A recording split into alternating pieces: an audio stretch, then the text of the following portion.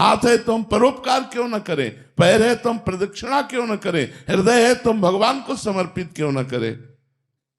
अन्य साधन सब शून्य है, भगवान का नाम जब भी अंक है। जैसे अंक रखने से शून्य 10 गुना महत्व रखता है, अंक हटा देने पर शून्य का कोई महत्व नहीं।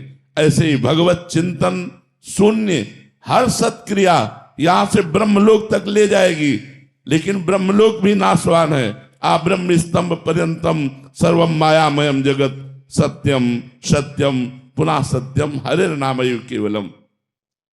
हमें ऐसा नहीं बोलना। आप चूंकि भजन कर रहे हैं, समाज के लिए प्रश्न है, लेकिन बिल्कुल हम इस बात को सुनना नहीं चाहेंगे कि हमसे भजन नहीं होता। भजन होता सिद्धों से है, साधक को जबरदस्ती भजन करना पड़ता है। हम अभ्यास योग युक्तेन चेतसा नान्यगामिना, हम ऐसा अभ्यास इस जन्म में करेंगे, हमारा चित्त भगवान को छोड़कर और कोई चिंतन ही न करे। अभ्यास के द्वारा सब कुछ किया जा सकता है। हम निराश, हताश, उदास ऐसे व्यक्तित्व नहीं होना चाहिए। किसी भी स्थिति में, किसी भी कार्य प्रणाली में, किसी भी क्षेत्र में निराशा हमारे अंदर नहीं होनी चाहिए। हमारे अंदर उत्साह होना चाहिए। हम रौंद के फेंक देंगे हर बाधाओं को। हम भगवान के बच्चा हैं, हम अविनाशी परमात्मा के अंश हैं। ऐसा नहीं है कि हम इंद्रियों की विलासिता और मन की भोग विलासिता में ऐसा बोल पड़े कि हमसे भजन होता ही नहीं, भजन के बिना नहीं। भगवान की प्राप्ति के लिए सुलभ मार्ग भजन है। भगवान का जितना चिंतन किया जाएगा उतना ही हम माया से हटकर भगवान के समीप होते जाएंगे। अनन्य चेता सततम यो माम स्मृति नित्य सा तस्याहम सुलभा पार्थ। भगवान उसके लिए सुलभ होते हैं जो नित्य निरंतर भगवान का चिंतन करता है। अपने चित्त को भगवान के चरणों में लगाने में परेशानी क्या है? जब युद्ध जैसा कार्य भगवान का चिंतन करते हो सकता है, तो कौन सा ऐसा कार्य है जो भगवान का चिंतन करते ना हो? हम मुख में भगवान का नाम स्मरण कर रहे हैं मधुर मधुर, और शरीर से हम चेष्टाएं कर रहे हैं, कर्म कर रहे हैं, और वो कर्म भगवान को अर्पित कर रहे हैं। हम नित्य प्रतिक्षण भगवान के नजदीक पहुंच रहे हैं। भगवान का विस्मरण करके केवल धन संपत्ति और भोगों की चाह में भटकना, ये तो दिव्य मनुष्य जीवन को व्यर्थ नष्ट कर देना है। इसलिए सबसे प्रार्थना है, ये शब्द तो आना ही नहीं चाहिए कि भजन के बिना हमारा जीवन किसी कार्य का नहीं है, हम भजन नहीं कर सकते। ये शब्द नहीं आना चाहिए कि भजन नहीं कर सकते। भजन के बिना जीवन किसी कार्य का नहीं।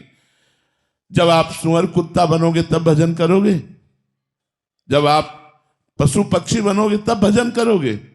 अरे दुर्लभो मानुषो देहो, इतना दुर्लभ मनुष्य शरीर मिला, यदि इस मनुष्य शरीर में अपने प्रभु से प्रेम न कर पाए, प्रभु को रिझा न पाए, तो और क्या है? और प्रभु के प्रेम की प्राप्ति, प्रेम मूल यह नाम है। भगवान का नाम ही प्रेम मूल है। ब्रह्म राम ते नाम बड़ वरदायक वरदान। भगवान से भी बढ़कर भगवान का नाम है। यदि हम राम राम कृष्ण कृष्ण हरि हरि राधा राधा प्रतिपल रट रहे हैं, तो भगवान हमारे हृदय में प्रकाशित होंगे। भगवान हमारे नेत्रों में जरूर वो सामर्थ्य देंगे कि इस माया का पर्दा हटाकर हम कण कण में, क्षण क्षण में भगवान का अवलोकन करें। भगवान विराजमान है। इसलिए ये निरुत्साहित करने वाली बात तो किसी की जबान में नहीं आनी चाहिए। हम प्रयास करेंगे, हो सकता है हमारा प्रयास असफल प्रयास रहे, लेकिन हम फिर प्रयास करेंगे। तो 1 2 3 बार 4 बार हम किसी बार तो सफल प्रयास करने वाले बन ही जाएंगे। हमें निराशा बिल्कुल पसंद नहीं। हताश होना, उदास होना, निराश होना ये हमारे जीवन में नहीं, और ये हम मनुष्य जीवन में बर्दाश्त नहीं करना चाहते। आप लोग वहीं परास्त हो रहे हो जहां भगवान का आश्रय नहीं क्या है? आप विचार करके देखिए, जिसकी दोनों किडनी फेल हो, डायलिसिस हो रहा हो, शरीर भीषण कष्ट से युक्त हो, हम दहाड़ रहे हैं, अभी मृत्यु हो जाए उसकी क्या परवाह। हम भगवान के जन हैं, भगवान के अंश हैं, हम कोई शरीर थोड़ी है। शरीर अगर कष्ट में है तो वो अपनी तरफ बना रहे, हम अपनी तरफ हैं। हमारा जन्म केवल इस बात को लेके बैठ जाए कि हमारी किडनी खराब, हमारा कष्ट है, अब हम कुछ कर नहीं सकते। नहीं, हम हर वो कार्य कर सकते हैं जो स्वस्थ आदमी कर सकता है। हमारे में जोश होना चाहिए, हमारा में संकल्प शक्ति होनी चाहिए। वो तभी होगी जब अध्यात्म से जुड़ोगे। भजन करो, भगवान का नाम स्मरण करो और उत्साहित रहो और वीर पुरुष बनो, कायर पुरुष नहीं। ये मैं नहीं कर सकता, ये हमारी डायरी में नहीं है। अधर्म की बात अलग है, धर्म और सही मार्ग में चलने के लिए ये मैं नहीं कर सकता, ये डायरी में नहीं। हमें जो सतमार्ग में करना है वो हम करेंगे। हम सबसे प्रार्थना करते हैं, आप लोग कायर बनोगे तो ना इस लोक के रह जाओगे ना परलोक के रह जाओगे, और वीर बनोगे तो जो चाहोगे वो प्राप्त कर लोगे। तुम भगवान की संतान हो, महाबली अनंत वैभवशाली हनुमान जी महाराज जिनके चरणों को दुलार करते हैं, उन भगवान के बच्चे हो, उन भगवान के अंश हो। तुम में अपार सामर्थ्य, तुम अपनी शक्ति को जागृत करो और जागृत करके भगवत प्राप्ति करो। जब हम भगवान को अधीन कर सकते हैं भगवान का नाम जप करके, तो और क्या नहीं कर सकते।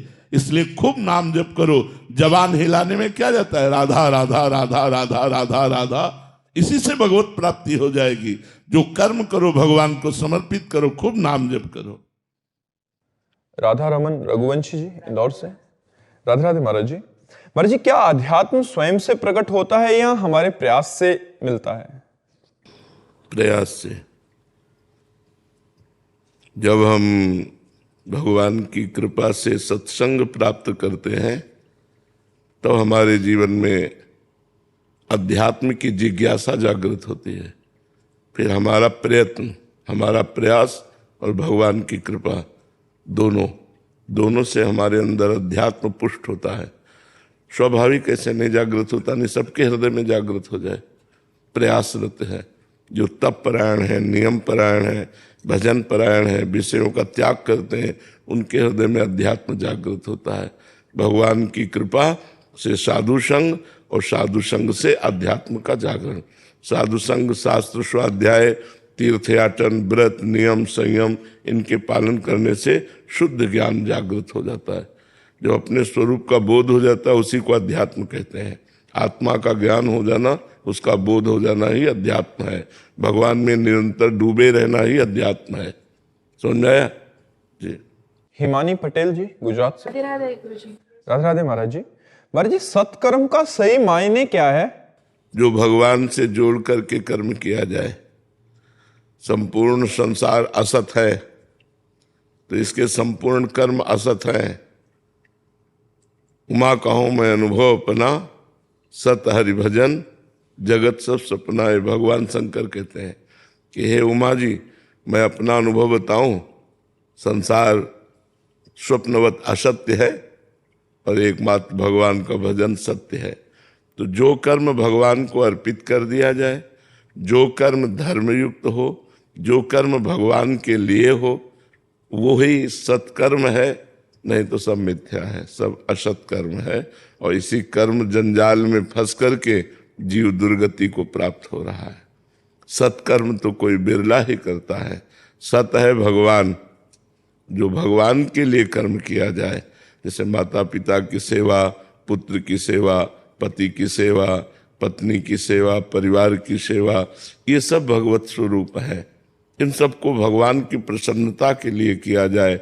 नाथ सकल संपदा तुम्हारी, मैं सेवक समेत सुत नारी, ये सत्कर्म हो गया।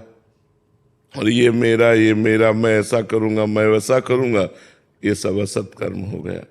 तो सत और असत, इसका विवेक होता है। विवेक निर्णय करता है क्या सत है क्या असत है, और वो विवेक सत्संग से होता है। बिन सत्संग विवेक न होई, राम कृपा बिन सुलभ न सोई। तो विवेकवान ही सत कार्य का संकल्प करके, असतों का त्याग करके, असत कर्मों का त्याग करके वो भगवत प्राप्त बनता है। विवेकवान वही विवेकवान। आज हम कह रहे थे सुबह साधकों से कि लोग जिंदा कैसे हैं भगवान के भजन के बिना, भगवान से जुड़े बिना जीवित कैसे रह रहे हैं। विषयों में व्यर्थ जीवन जा रहा है, व्यर्थ का चिंतन, व्यर्थ का खान पान, व्यर्थ की श्वासें, व्यर्थ का जीवन। भगवान का स्मरण नहीं तो मरा जीवन समझो। क्या जीवन? जो आप लोग भोग भोगते हैं वो कुत्ता पशु भी भोगते हैं। निद्रा, भय, आहार, मैथुन, इच्छा संपूर्ण सृष्टि में है। हर जीव सोता है, हर जीव खाता है, हर जीव बच्चे पैदा करता है, हर जीव भयभीत है। अगर यही मनुष्य जीवन में चारों बातें केवल रही तो पशु पक्षियों में मनुष्य में अंतर क्या रह गया? इससे दुर्लभ देह कही गई है, दुर्लभो मानुषो देहो। तो इसकी दुर्लभता क्या है? भगवान से जुड़ना, गंदे कार्यों का त्याग करके धर्म पूर्वक विषयों का सेवन करते हुए भगवान को प्राप्त कर लेना। जो मनुष्य शरीर प्राप्त करके अध्यात्म को जागृत नहीं करता, भगवान को प्राप्त नहीं करता, भगवान का भजन नहीं करता, वो जीवित मृतक के समान है। जिन हरि भगत हृदय नहीं आनी, जीवित सब समान ते प्राणी। सौ माने मुर्दा, मुर्दा जीवित मुर्दा टहल रहा है, क्योंकि भगवत भजन नहीं, सत्कार्य नहीं, बस वही प्रपंच का चिंतन, असत कार्य, वही खाना पीना भोगना, तो ये तो मृत कार्य है, ये असत कार्य है। तो मनुष्य जीवन का परम लक्ष्य है सत्कर्म करना, और सत्कर्म का स्वरूप है जो कर्म भगवान को अर्पित कर दिया जाए, जो कर्म भगवान से जुड़े वही सत, नहीं तो सब असत, टोटल असत। महाराज जी, ये दान करेंगे इससे पुण्य मिलेगा, ये सत्कर्म है या असत कर्म है?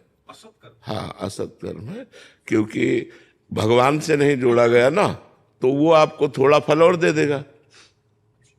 तो मान लो अगर यहां आपने बहुत दान किया तो स्वर्ग मिलेगा, तो स्वर्ग सत्य है क्या? आ ब्रह्म स्तंभ पर्यंतम सर्वम मायामयम जगत, तिनके से लेके ब्रह्मलोक तक मायामय है।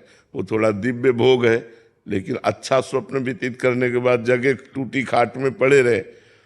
स्वप्न में देखा आप राजा बन गए, और जब जगह तो टूटी खाट में, तो फायदा क्या हुआ? तो एक स्वप्नवत स्वर्ग गए, फिर जन्म लिया मृत्यु लोक में, तो फायदा क्या हुआ?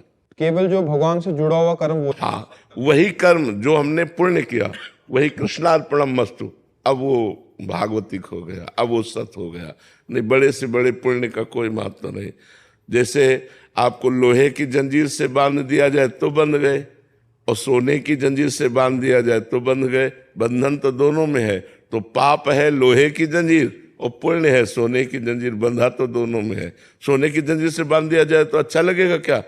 आपको एक खंभे में सोने की जंजीर से खूब जकड़ के बांध दिया जाए तो आपको गर्व रहेगा कि मैं सोने की जंजीर से बंधा हूं, होगा यार मुक्त करो मुझे। तो जीव बंधन युक्त है शुभ अशुभ कर्मों से। अशुभ कर्म है पाप कर्म, वो लोहे की जंजीर हुई। शुभ कर्म है पुण्य कर्म, वो सोने की जंजीर हुई। बंधा तो दोनों में है।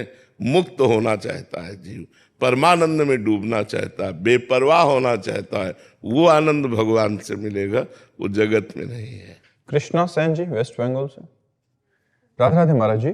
महाराज जी, गुरु तत्व क्या है?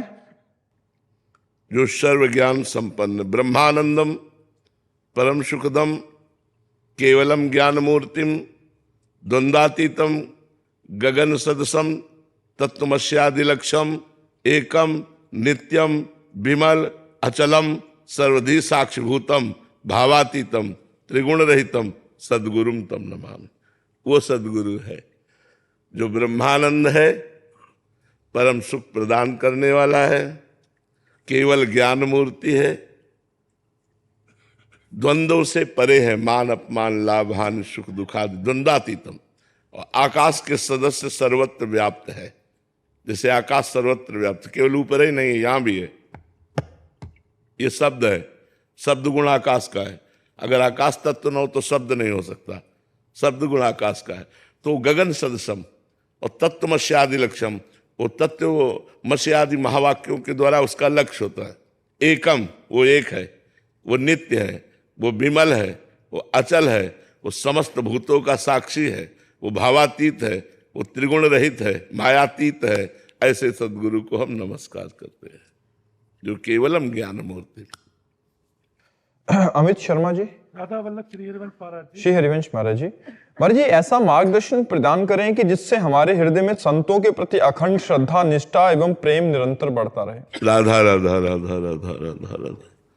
जितना नाम जप करोगे उतने सब संतों के प्रति चरणों में झुकने की भावना, उनकी चरण रज, जब हमें जो प्रिय होता है उसके प्रियजन भी प्रिय लगते हैं, उसकी वस्तु भी प्रिय लगती है, अपने प्यारे का कपड़ा भी प्रिय लगता है, अपने प्यारे का जूता भी प्रिय लगता है। ये उनका पादुका है, ये उनका छत्र है, ये उनका दंड है, ये उनकी बैठने की आसन, उनकी हर वस्तु प्रिय लगती है।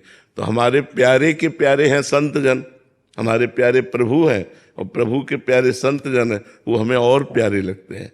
भगवान ने कहा सातों सम मोहिमय जग देखा और मोते अधिक संत कर लेखा। सातवीं मेरी भक्ति है समान रूप से सर्वत्र मेरा दर्शन करना, लेकिन मेरे से भी अधिक संत को देखना, ये सातवीं भक्ति है। तो संत इसलिए प्राण प्यारे लगने लगते हैं क्योंकि भगवान के प्यारे जन हैं। संत मिले हृदय शीतल हुआ, आज मेरे भगवान के प्यारे मिल गए, आज मेरे भगवान के निज जन मिल गए। ये कब होगा? जब भगवान से प्रीति होगी। तो भगवान से प्रीति कब होगी? जब नाम जप करोगे। तो खूब नाम जप करो, नाम जप से ही संतों के प्रति भावनाएं आ जाएंगी, और हो सके तो भक्त माल खरीद लो और भक्तों के चरित्र पढ़ो, तो और संतों से प्रीति हो जाएगी। महाराज जी, हम अगर आपसे बहुत प्यार करो, आपको भजना शुरू करें तो भी तो हमारी गति हो जाएगी। अब ये तो श्री जी जाने हम तो यही कहेंगे श्री जी का नाम जप करो, श्री जी के लीला चरित्र गाओ, श्री जी के धाम का आश्रय लो, श्री जी के भक्तों का आश्रय लो। अगर संत मान करके हम किसी को प्यार करें तो भगवान कपिल देव जी ने कहा जो प्यार और आसक्ति संसार में बंधन का कारण है, वही यदि हम किसी संत से कर लें तो मोक्ष का खुला द्वार हो जाए। मोक्ष का खुला हुआ द्वार है। रात दिन उठते बैठते हमें याद आवे संत, तो ध्यान मूलम गुरु मूर्ति। इससे सुंदर ध्यान क्या होगा? भगवान के किसी प्रेमी भक्त का हर समय ध्यान बना रहे, उनकी बात बनी रहे, उनसे हमें प्यार हो जाए, उनसे अपनापन हो जाए, तो भगवान से अपने आप हो जाएगा। भक्तों से प्यार होना कठिन होता है क्योंकि उनमें संसारिकता नहीं होती, और जिनमें संसारिकता होती है वो भक्त होते नहीं। संसारिकता वाला प्यार वो भक्तों में नहीं होता। तो भक्तों से प्यार जो होता है वो निर्विकार होता है, क्योंकि भक्त निर्विकार होते हैं और हम लोग विकारी हैं। हम प्यार करेंगे तो विकारी युक्त ही करेंगे। अगर हम अमल निर्विकार प्यार भक्तों से कर लें तो हमें भगवान की प्राप्ति केवल भक्त प्रेम से ही हो जाएगी, और भक्त प्रेम से ही भगवत प्राप्ति होती है। जब तक भक्त प्रेम नहीं होता तब तक भगवान की प्राप्ति नहीं होती। बिना महात्पाद रजोभिषेकम, बिना महापुरुषों की चरण रज से अभिषिक्त हुए न तो तत्वबोध होता है न भगवान की प्राप्ति होती है। तो खूब नाम जप करो, भक्तों के चरित्र पढ़ो। सोनीता जी, हॉलैंड। राधे राधे। राधे राधे महाराज जी। महाराज जी, ये जानने के बाद कि संसार माया में है, मन विषयों की ओर क्यों भागता है? जैसे सही माने में जाना नहीं है, सही माने में नहीं जाना। जैसे हमारे सामने 2000 का नोट बंद हो गया ना, और एक अटैची नोट डाले जाए, क्या एक भी नोट उठाने की इच्छा होगी? क्यों? क्योंकि अब चलता नहीं है। तो सही माने में जाना कि चलता नहीं है ना, तो उठाना भला कैसे उठाओगे? मन ही नहीं करेगा, अब इसका प्रयोग ही नहीं है, क्योंकि हम जान गए झूठा है, असत है, तो प्रयोग ही नहीं।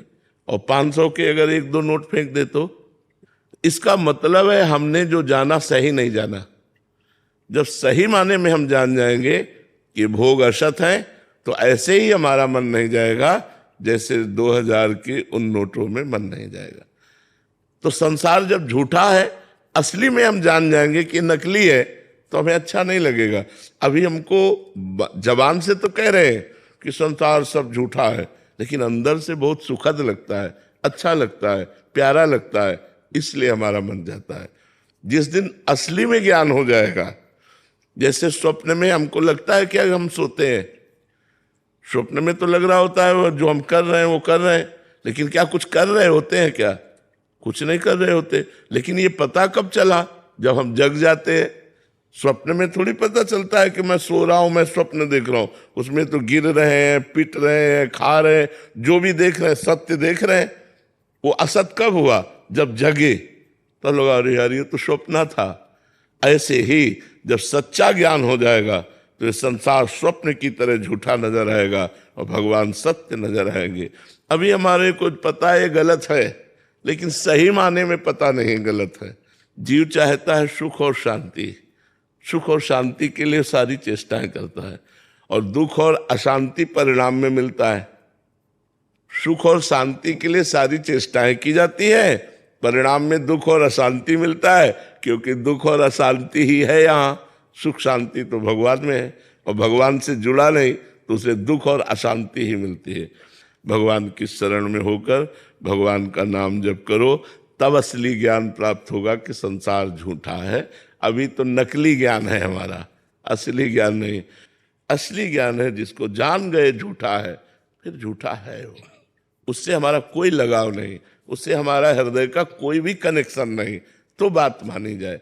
तो अभी जो हमको पता है संसार झूठा है, ये केवल एक दिमाग में बैठ गई है बात, अभी अंदर से लगाव नहीं गया। लगाव वैसा ही है संसार का, तो लगाव है तो झूठा कहाँ? जैसे 2000 रुपये में हमारा कोई लगाव नहीं हो सकता 2000 के नोट में, क्योंकि झूठा है, अब चलेगा नहीं। ऐसे ही संसार से हमारा कोई लगाव नहीं हो सकता, क्योंकि ब्रह्म सत्यम जगन मिथ्या। ऐसा कहाँ ज्ञान है? ऐसा ज्ञान ये भजन से पैदा होगा ज्ञान। जो पढ़ लिख करके सुनकर ज्ञान होता है उससे माया का नाश नहीं होता। माया का नाश होता है जो अपने हृदय में ज्ञान पैदा होता है, और वो होता है भजन करने से। जितना आप नाम जप करोगे उतना ही आपको ज्ञान, शुद्ध ज्ञान प्राप्त होगा, जिससे आप माया मुक्त होगे। डॉक्टर विपुल रॉय जी, राधे राधे महाराज जी। महाराज जी, जीवन में आने वाले कठिन परिस्थितियों में कैसे पता चलेगा कौन सी हमारी भक्ति की परीक्षा है और कौन सी हमारा प्रारब्ध है? परीक्षा नहीं होती। भगवान कभी किसी जीव को कष्ट नहीं देते, विपत्ति नहीं देते। भगवान तो विपत्ति का अपहरण करते हैं। हरि स्मृति सर्व विपद विमोक्षणम। भगवान का स्मरण तो समस्त विपत्तियों का नाश कर देता है। विपत्ति होती है हमारे पापाचरण का फल, दुख होता है हमारे पापाचरण का, अधर्म का फल। भगवान परीक्षा नहीं लेते। भगवान परीक्षा उनकी लेते हैं जो मायातीत हो रहे हैं। माया में फंसे लोगों की परीक्षा थोड़ी लेते हैं। मायातीत लोगों की, जैसे प्रहलाद जी, नारद जी, ये बड़े बड़े जो महापुरुष हैं, इनको दिखाते हैं। मीरा जी, इनको दिखाते हैं कि देखो मेरे भक्त में कितनी महिमा है, कितना पावर है। भगवान अपनी भक्ति का प्रकाश कराने के लिए वो प्रश्नवाचक चिन्ह संसार में खड़ा करते उन भक्तों के सामने, अपने लोगों के सामने थोड़े। अपने तो प्रारब्ध के अधीन अभी कर्म बंधन से ही नहीं मुक्त हुए। परीक्षा उनकी होती है जो कर्म बंधन से मुक्त है। कर्म बंधन युक्त वाले क्या परीक्षा हो, तो खुद ही भोग रहा है, उसको क्या परीक्षा करनी है? क्या भगवान सर्वांतर्यामी जानते नहीं कि आप में कोई क्षमता ही नहीं है? काम आया वो गिरा दिया, क्रोध आया वो गिरा दिया, तो क्या परीक्षा लें? परीक्षा तो उनकी जो काम विजयी है, क्रोध विजयी है। अब उनको काम, तवे होश में ऐसे महापुरुषों को भी ऐसा ऐसा भगवान लीला करके दिखाते हैं। अपनी परीक्षा नहीं, अपने कर्मों का भोग है। कार्तिक जी, श्री हरिवंश महाराज। महाराज जी, जब भी कोई कुछ बुरा बोलता है तो उस पर प्रतिक्रिया देने की इच्छा नहीं होती, पर अगर प्रतिक्रिया ना दे तो एक समय के बाद वो लोग मान लेते हैं कि ये कुछ नहीं बोलेगा और जवाब ना देगा, और उससे मतलब बहुत सारी दिक्कतें आना शुरू हो जाती हैं। महाराज जी, चुप रहने, गलत सोच। जब आप प्रतिक्रिया नहीं करेंगे तो ईश्वर करेगा, और वो जब प्रतिक्रिया करेगा तो उनकी ऐसी तैसी कर देगा। जो संत जन होते हैं, जो सतमार्ग के पथिक होते हैं, वो किसी के द्वारा किए हुए प्रतिकूल व्यवहार का उत्तर प्रतिकूलता से नहीं देते, शांत भाव से सह जाते हैं। अब ये कर्म जब उनके ऊपर लागू होगा तो उनको दंड मिलेगा। ऐसा नहीं कि आप चुप रहोगे तो बोलते चले जाएंगे, उनकी बोलती बंद करवा दी जाएगी, ऐसी जगह भिड़ा दिए जाएंगे कि वो अपने आप नष्ट हो जाएंगे। आपको चुप रहना है, आपको अपना काम बनाना है, उनका अहित भी नहीं सोचना है, ना अहित करना है, उनका दिमाग अपने आप ठीक हो जाएगा। वो मालिक एक एक मिनट सबको देख रहा है। ऐसा नहीं कि आज हमने इसको बख्श दिया तो कल ये फिर करेगा, कल करने लायक नहीं रहेगा। उसको ऐसी स्थिति में जब तक समय है तब तक वो बढ़ता जाएगा, और जहाँ समय उसका आया तो ऐसा नष्ट हो जाएगा कि किसी काम का नहीं रहेगा, आप प्रकाशित हो जाएंगे। ऐसा नहीं कि हम सहनशील हैं तो हमको जो चाहे वो दबा ले, नहीं, वो अपने आप नष्ट हो जाएगा, अपने आप नष्ट हो जाएगा। इसलिए धैर्यवान बनो। ये नहीं कि इसको हम उत्तर दे दें, अगर उत्तर नहीं देंगे तो हमको दबा हुआ मानकर मनमानी आचरण करता रहेगा। नहीं, ऐसा नहीं, वो नहीं करता रहेगा, वो अपने आप ठीक हो जाएगा। उसके दो ठीक होने के उपाय है। एक तो अगर थोड़ा भी धर्मात्मा है, थोड़ा भी धर्म का आचरण करता है या धर्म से जुड़ा है, उसको लगेगा इतनी बार हमने कहा, मुझे नहीं करना चाहिए। उसको ऐसा लगेगा जैसे एकनाथ स्वामी स्नान करने नदी जा रहे थे, तो ऊपर एक विधर्मी का मकान था, तो गली से वो जा रहे थे, जब स्नान करके आए तो थूक दिया ऊपर, फिर स्नान करने गए, फिर थूक दिया, 100 बार थूका। वो कुछ नहीं बोले, ऐसे भी नहीं देखा। 100 बार स्नान करके वो नीचे उतरा के साष्टांग दंडवत हुआ, कहा महाराज मैं बहुत नीच आदमी हूं, मैंने 100 बार आपके ऊपर थूका, आप एक बार भी नहीं बोले, मैं बहुत नीच हूं, मुझे क्षमा कर दो। तो उन्होंने कहा भैया आपने तो हम पर कृपा की है, जो स्नान हम 100 बार 100 दिन में करते, वो एक दिन में 100 बार स्नान करा दिया, आपकी तो हम पर कृपा हुई। संत देखो कैसे होते, बोले आपका कोई अपराध नहीं, ये तो हम पर कृपा की कि आपने 100 बार थूका तो हम 100 बार स्नान किया परम पवित्र नदी में। कान पकड़ लिया उसने, कहा आज के बाद कभी किसी संतों के साथ हम छेड़खानी नहीं करेंगे, मुझे क्षमा कर। तो क्षमा ने उसको ज्ञान प्रदान किया। और जो अज्ञानी है, एकदम अधार्मिक है, उसे ऐसी जगह भिड़ा दिया जाएगा कि वो अब ऐसी चपत लगेगी कि अपने आप ठीक हो जाएगा, अपने आप ठीक। प्रकृति सबको ठीक कर लेती है, सबका सुधार कर लेती है प्रकृति। जो प्रकृति है ना, वो सबका सुधार कर देती है। पर हमें लगता है कि जब तक हम नहीं करेंगे तब तक होगा नहीं, ये हमारा कर्म बिगड़ जाएगा, फिर हमारा स्वभाव बिगड़ जाएगा, हमारा क्षमावान होना बिगड़ जाएगा। हमें क्षमा करना, हमें क्षमावान बनना है। जब हम अपने को क्षमा कर सकते हैं बड़ी से बड़ी गलती में, तो हम दूसरों को भी क्षमा करें। अपने से गलती हो जाती तो हम क्षमा नहीं कर देते अपने को, तो हम दूसरों को भी क्षमा करें।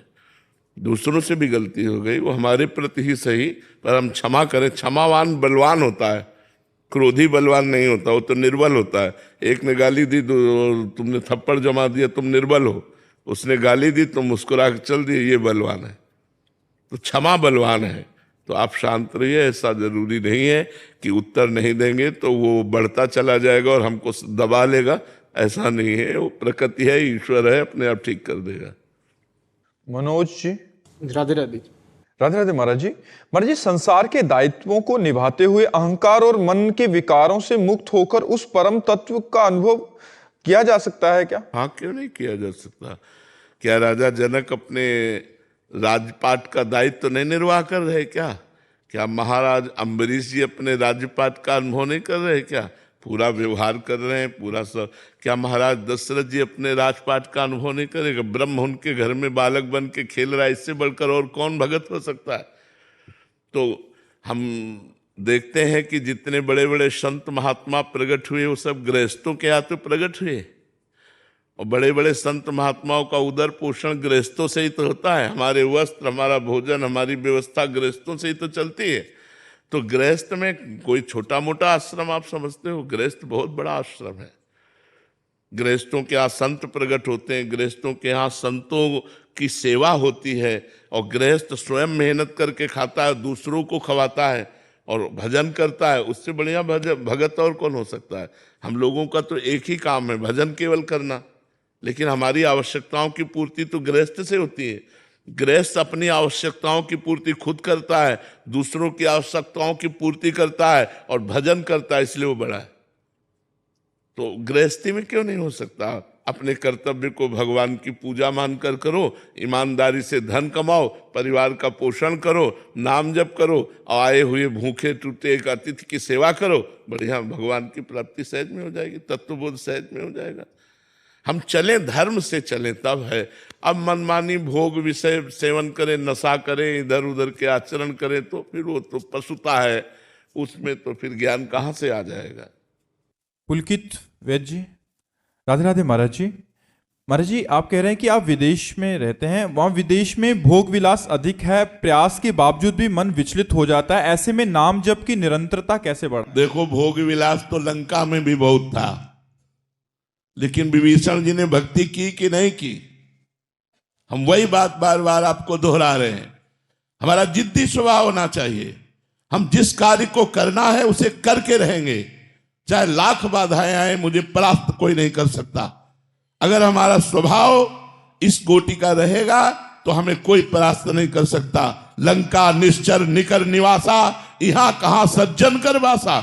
जहां एक भी सज्जन पुरुष नहीं, घोर राक्षसी प्रवृत्ति का तांडव हो रहा है, वहां विभीषण जी ने वो भक्ति की कि भगवान कह रहे तुम सारी के संत प्रिय मोरे, धरो देह नहीं आन निहोरे। तुम्हारे जैसे संतों के लिए मैं अवतार धारण करता हूं। जब लंका जैसे क्षेत्र में भक्ति का विस्तार विभीषण जी ने अपने हृदय में कर लिया, तो हम चाहे अमेरिका में हो, चाहे हॉलैंड में हो, चाहे इंग्लैंड में, कहीं भी हो, जब हम नहीं बदलने वाले तो हमें कोई नहीं बदल सकता। हम मांस नहीं खाना चाहते, कोई नहीं खवा सकता। हम मदिरा नहीं पीना चाहते, कोई नहीं पिला सकता। हम व्यभिचार नहीं करना चाहते, कोई नहीं करा। अगर हम भजन ना करना चाहें तो वृंदावन में भी भजन नहीं होगा, और भजन करना चाहे तो अमेरिका में, इंग्लैंड में, हॉलैंड में, जहां भी हो तुम सब जगह भजन कर सकते हो, क्योंकि आपको भजन करना है। हम एक ही मेज में बैठे हैं, दूसरा कुछ खा रहा है, हमें जो पसंद है वो हम पा रहे हैं। राधा राधा राधा, उसका प्रभाव हमारे ऊपर थोड़ी पड़ जाएगा। एक ही ऑफिस में काम कर रहे हैं, दूसरा अपनी चाल चल रहा है, हम अपनी चाल चल रहे हैं, क्या फर्क पड़ता है? इसलिए ये बात रख कर कि हम विदेश में विषय बाहुल्यता होने के कारण भजन में हम गति नहीं कर पा रहे, ऐसी बात गलत है। तो हमें चाहिए कि किसी भी देश या किसी स्थान प्रधानता से हमारी भक्ति नहीं, हमारे उद्देश्य से हमारी भक्ति बढ़े। हम जहां भी हों अपनी भक्ति को अपने हृदय में बसाएं। हम वहां के व्यवहार को, वहां के आचरणों को अपने हृदय में ना आने दें, तो हम कहीं भी रहे हम भगवान के बनकर के खूब अच्छी तरह भगवान की भक्ति कर सकते हैं। और अगर हम भक्ति ना करें तो वृंदावन में रहकर भी भक्ति नहीं कर सकते। हमें आपसे कह रहा हूं, वृंदावन भगवान का धाम है, यहां भी रह करके वो सब कुछ हो सकता है जो बाहर हो रहा है। और अगर भक्ति करना चाहो तो बाहर में भी कर सकते हो, वो सब कुछ कर सकते हो जो वृंदावन में भक्त जन कर रहे हैं, वही आप कर सकते हो। युगल सरकार विराजमान करके उनको मंगला, उनको राजभोग, उनकी आरती, उनकी चरण सेवा, उनके पद सुनाना, नाम जप करना, भगवान के भक्तों के चरित्र पढ़ना, क्या नहीं कर सकते हो? तो इसलिए हमें ये भी बात पसंद नहीं कि हम किसी देश का हवाला दे करके अपने जीवन को व्यर्थ जाने दें। नहीं, हमारा उद्देश्य मजबूत है, तुम चाहे जिस देश में रहे, चाहे जिस प्रांत में रहे, चाहे जिस जगह में रहे, हमारी भक्ति में कोई असर आने वाला नहीं। अगर हमारा उद्देश्य सही नहीं है तो भक्ति क्षेत्र जहां भक्ति नृत्य कर रही, वृंदावन में भी भक्ति नहीं कर सकते। उद्देश्य ठीक होना चाहिए हमारा। सोमनाथ सिंह जी छत्तीसगढ़ से, राधे राधे महाराज जी। महाराज जी, जब हम भक्ति के मार्ग पर कदम रखते हैं तो अंदर धीरे धीरे अहंकार का भाव आ रहा है महाराज जी, ऐसे में हाँ, इसमें विचार करना चाहिए कि हमारे ऊपर भगवान की कृपा हुई है तब हम भक्ति मार्ग में कदम रखा है। अतिशय कृपा राम की हुई, पाव देह या मार्ग सोई, तो फिर अहंकार क्यों? आप थोड़ी कर रहे हैं। भगवान आपके ऊपर कृपा करके आपको भक्ति का मार्ग दिया, भक्ति करने की शक्ति दी, भगवान का नाम कृपा करके आपकी जिह्वा पर चल रहा है, तो अहंकार क्यों? अविवेक के कारण अहंकार बढ़ता नहीं, तो विवेक धारण करो तो अहंकार किस बात का? हम क्या कर सकते हैं? हमें जो पावर है वो भगवान का दिया हुआ है, तो हम व्यर्थ में अहंकार क्यों करें? हमें जो सत्मार्ग मिला है भगवान का दिया हुआ है, हम जो भक्ति कर रहे हैं भगवान के द्वारा दी हुई कर रहे हैं, हमारे ऊपर भगवान की असीम कृपा है, ये सोचना चाहिए। अहंकार करने की जरूरत क्या है? अहंकार से तो पतन हो जाएगा। अहंकार भगवान को पसंद नहीं।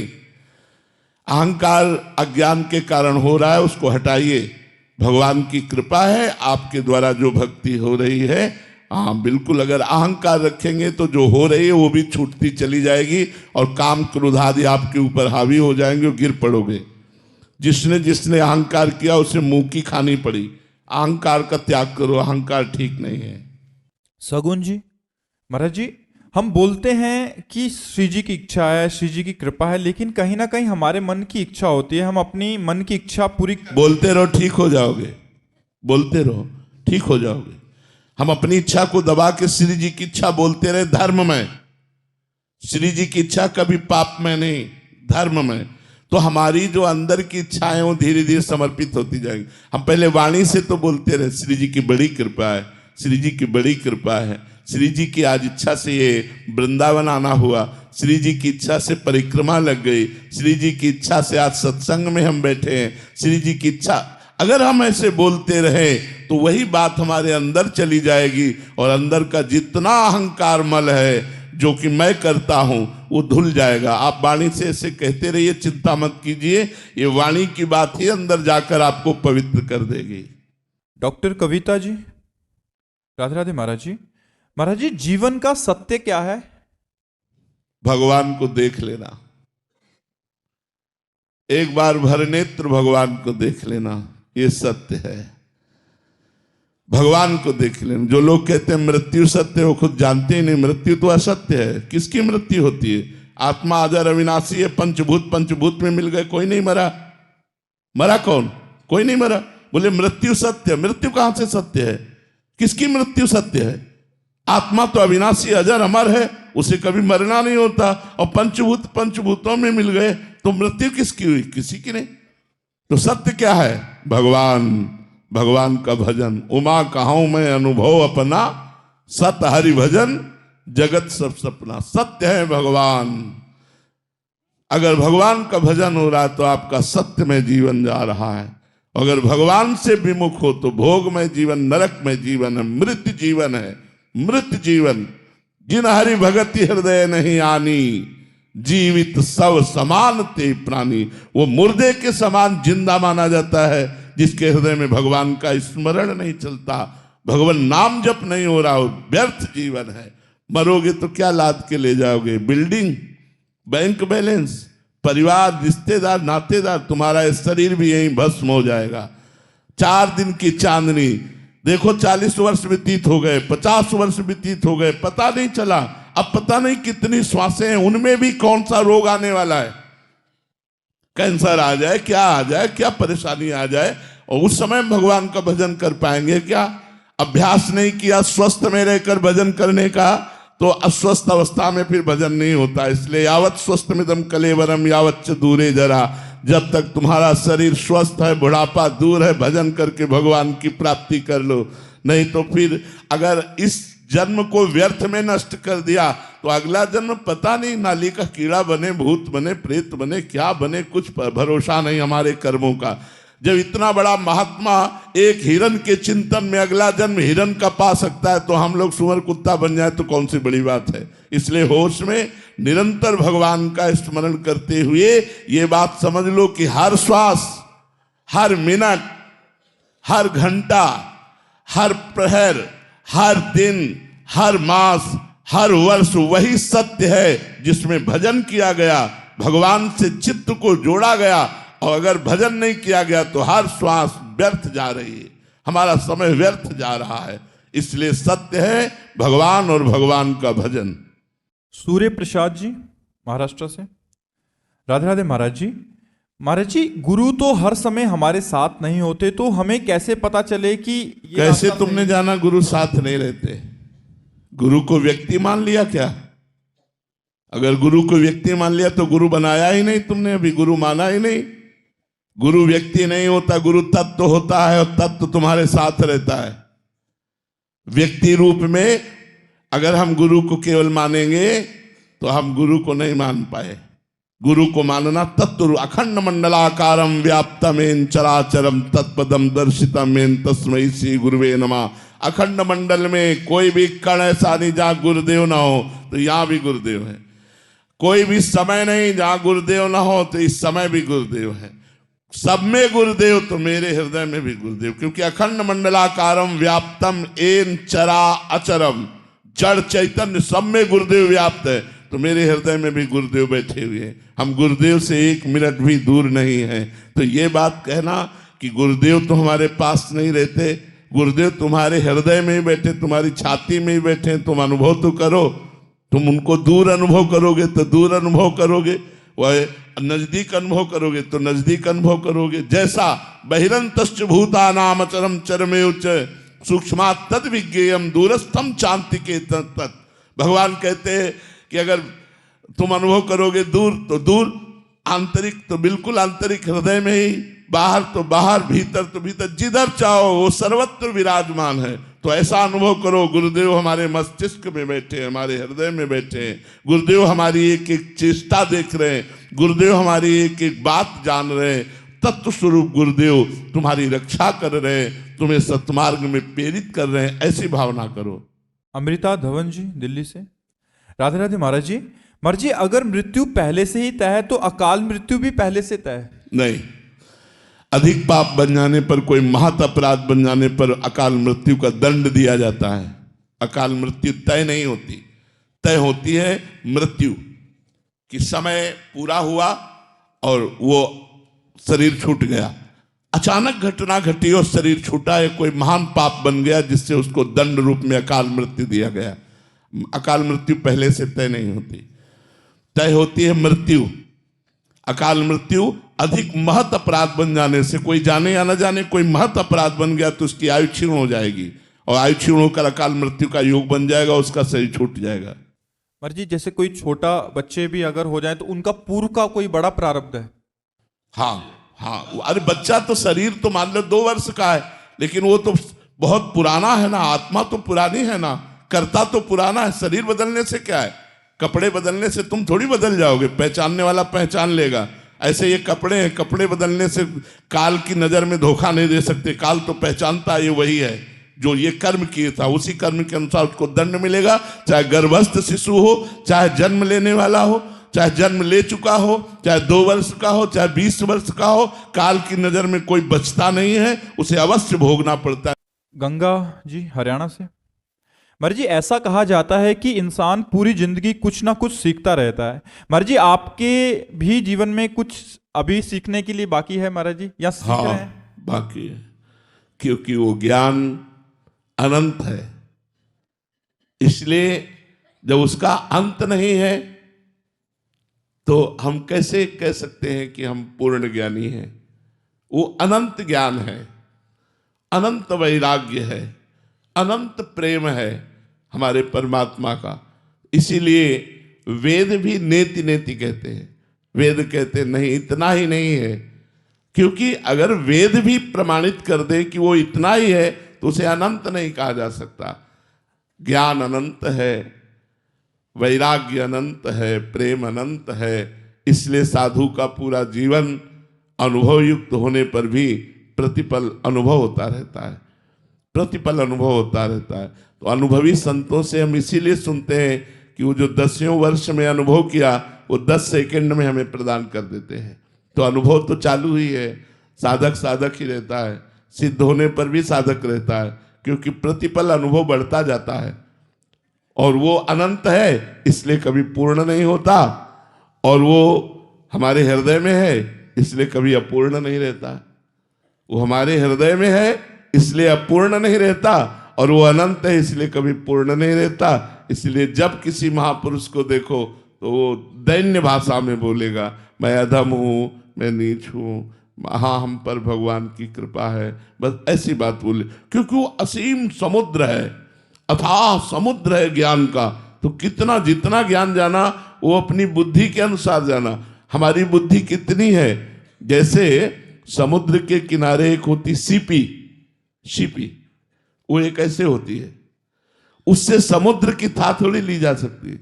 सीपी में तो उतना ही आएगा जितना उसका आकार है, तो हमारी बुद्धि में जितनी क्षमता है उस परमात्मा को उतना ही जान पाई, लेकिन परमात्मा उतना थोड़ी है, वो तो अनंत है। इसीलिए पूरा जीवन लग जाता है, फिर भी पूर्णता नहीं होती। और वो है इसलिए अपूर्णता नहीं रहती। दोनों बात समझ ली। वो है और उसका अनुभव है इसलिए अपूर्णता नहीं, वो अनंत है इसलिए उसकी पूर्णता नहीं। इसीलिए जिससे पूछो वो यही कहता है मैं अधम हूं, मैं नीच हूं, हाँ भगवान की कृपा है। तो प्रतिपल नवीन अनुभव उसका होता रहता है।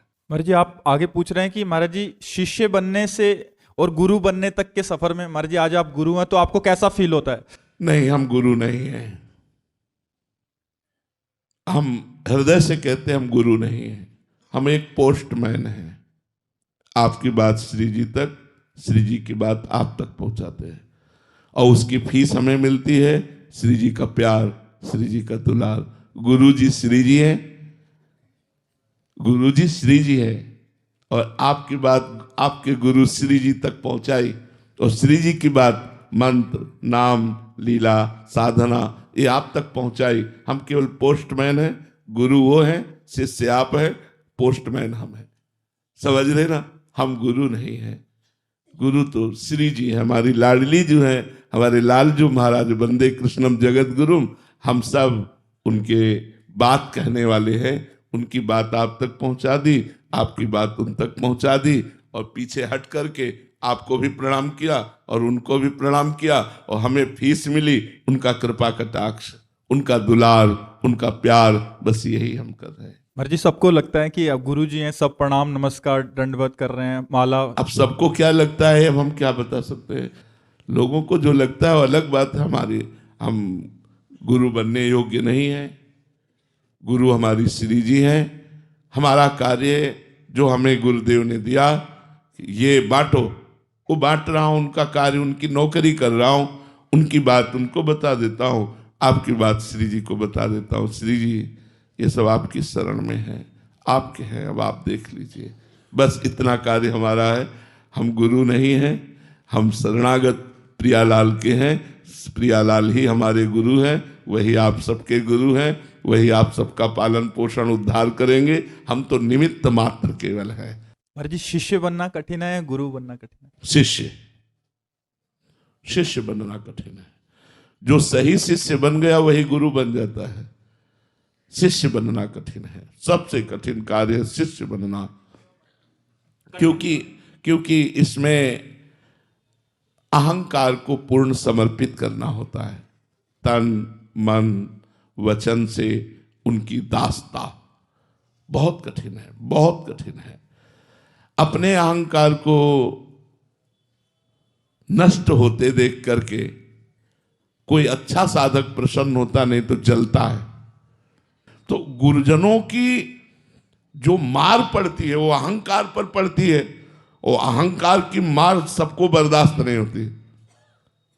श्री नारदानंद सरस्वती जी के शिष्य विवेकानंद नैमिषारण्य में, अब वो युवराज से मतलब आगे के महंत बनने वाले थे, तो सज धज करके ऐसे सत्संग चल रहा था, आए उनकी दृष्टि पड़ी, तो महापुरुष थे, उनका क्या खड़े हो जाओ, खड़े कर दिया।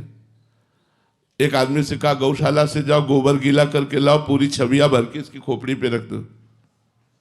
और पूरा गीला गोबर टपक टपक के पूरे सब कपड़ा लता उनके जितने सब, वो बस वैसे खड़े। बाद में पूछा कैसा लगा? बोले गुरु जी कृपा है। बोले जाओ स्नान कर लो, नए वस्त्र पहन कर आ जाओ। अब गुरुजन ये देखते हैं तुम्हारा अहंकार कहाँ है। दोष दृष्टि नहीं, पूर्ण समर्पण का मतलब निर्दोष दृष्टि गुरुजनों पर। ये जीवन, ये प्राण, ये आपका है। आप चाहो जैसे चाहो, जहां चाहो वहां लगा दो, ये आपका है। तो सबसे कठिन होता है समर्पण, सबसे कठिन समर्पण होता है। अगर समर्पण हो गया शिष्य का तो गुरु स्वरूप ही हो गया, अभेद हो गया। जैसे नाभाजी ने अपना समर्पण अग्रदेवाचार्य जी को तो जहां अग्रदेवाचार्य जी की स्थिति वही नाभाजी की स्थिति थी। महाराज जी एक और प्रश्न है कि एक तो है निसंकोच होकर शिष्य को बोलना, कहीं गुरुदेव भी संकोच करते हैं कि अभी समर्पण की कमी पर समर्पण की कमी पर। जैसे देख रहे हैं इसका समर्पण कम कच्चा है, तो अगर हम सही बोले और कठोर बोले तो ये भाग जाएगा, इसका जीवन नष्ट हो जाएगा। ये विपरीत भावना में नहीं भागेगा तो विपरीत भावना में आ जाएगा, तो वो संकोच करते हैं। जिससे स्वामी संकोच करे उस सेवक की क्या सेवकाई, उस सेवक की बात क्या। स्वामी निसंकोच बर्ताव करें क्योंकि मैं उनका हूं। जैसे वो अपने वस्त्र का, अपनी पादुका का, अपनी शैया का, अपनी वस्तु का प्रयोग निसंकोच करते हैं, ऐसे मैं उनकी एक वस्तु हूं, वो मुझे जैसे चाहे तैसे प्रयोग करें। स्वामी संकोच न धारण करें। ये शिष्यता बहुत बड़ी बात है, शिष्यता बहुत बड़ी बात है। मतलब भगवान कृपा करते हैं तब शिष्यता आती है, नहीं तो शिष्य तो लाखों बन जाते हैं, लेकिन शिष्य वास्तविक होना कोई मुश्किल ही, बिरला ही होता है जो तन मन प्राण वस्तु सर्वस्व समर्पित। बहुत कठिन है। हम ये बता रहे हैं, वाणी से कह देना और ये सब करना बात अलग है, लेकिन बहुत कठिन है। गुरुजनों की आज्ञा हम पर होने लगे, ये हम पर विशेष कृपा। गुरु हम पर आज्ञा करने लगे, हमको ऐसा गुरुदेव के सामने दर्शन कराना चाहिए कि जितनी आज्ञा दे रहे हो वो सब कम है, आप और दीजिए, आप और दीजिए। और प्रतिपल उनका उत्साह बढ़े गुरुदेव का कि हमारी, जब गुरुदेव निसंकोच कोई आज्ञा हमको देने लगे तो समझो कि अब हमारी शिष्यता परिपक्व हो रही। जब गुरुदेव संकोच करने लगे तो फिर ठीक नहीं। उसी को पुकारा जाएगा जो समर्पित है। चलो कपड़े खराब हो गए, चलो ऐसा करो, उसको बोला जाएगा जो पूर्ण समर्पित है। दूसरे नहीं नहीं आप रहने दो, आप रहने दो, चल तू चल, तुम ये कर। क्यों? क्योंकि वो समर्पित है। महाराज जी, इससे भागवतिक स्थिति में भी फर्क पड़ेगा शिष्य की। हाँ बिल्कुल, जो जितना समर्पित है उतने गुरु का प्रसाद उसके ऊपर प्रकाशित होता चला जाएगा। गुरु प्रसाद क्या है महाराज जी? भगवत तत्व में स्थित होना, द्वंद्वातीत हो जाना, कालातीत हो जाना, मायातीत हो जाना। जितना गुरु प्रसाद जागृत होता जाएगा उतने उसे ब्रह्मबोध होगा, भगवत प्रेम होगा, प्रिया प्रीतम में तन्मयता होगी, संसार से घोर वैराग्य हो जाए। ये सब गुरु कृपा से संभव है, गुरु कृपा से। महाराज जी, ऐसा भी होता है कि वो संभाल ना पाए उसको? जब गुरु कृपा है तो संभालने का प्रश्न नहीं उठता, क्योंकि कृपा ही माँ की तरह संभालती है।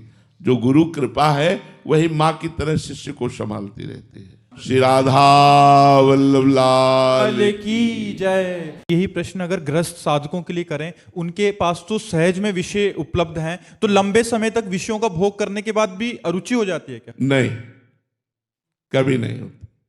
महाराज ययाति ने अपनी यौवन अवस्था को शुक्राचार्य की पुत्री देवयानी से पानी ग्रहण करके भोगा, लेकिन तृप्ति नहीं हुई तो अपने पुत्र की 1000 वर्ष की आयु लेकर भोगा, फिर भी तृप्ति नहीं हुई तो घृणा की।